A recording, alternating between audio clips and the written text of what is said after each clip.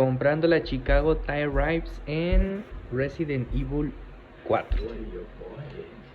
Cuesta 1.000.000, pero yo ya tengo sobrado, así que vamos a comprarla. Aquí está.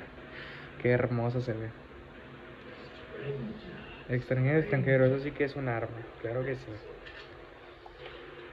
Deja cómodo esto entonces.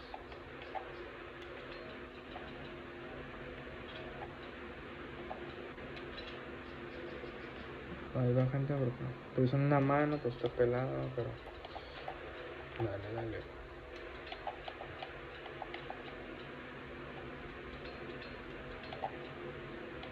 No cabe. Entonces, pues aquí mero, no hay pedo. Ahora sí.